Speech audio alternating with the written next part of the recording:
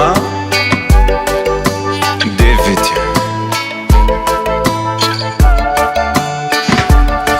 Nari umugabo ntihabwa intebe mugenzi,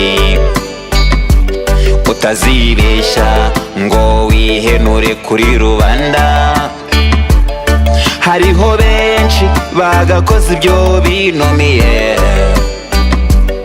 kuko bamenye ko ubambiye isi adakurura. Iyi si yacu kuyibamo no kwigengesera, kugira ngo wirinde kubangamira abo yonsa.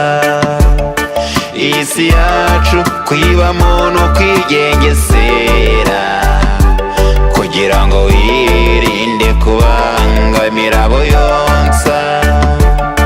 Iyi si yacu kuyibamo no kwigengesera, kugira ngo wirinde kubangamira abo yonsa.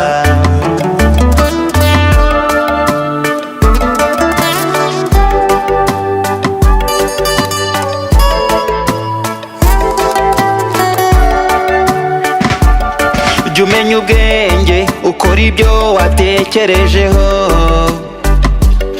utazibeshya ukagwa mu moshya y'abapfapfa.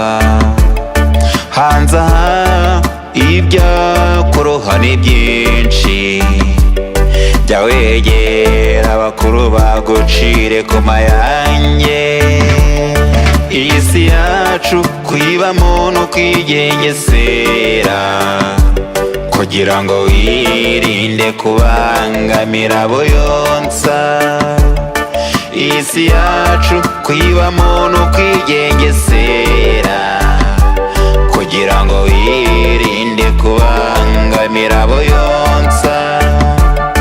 Iyi si yacu kuyibamo no kwigengesera, kugira ngo wirinde kubangamira abo yonsa. Ubwenge bwacu bugira byinshi bwigaho, urajya ucagura umenye ibyo ukwiye kuvuga. Jya usaba rurema agwishurire mwana wa mama.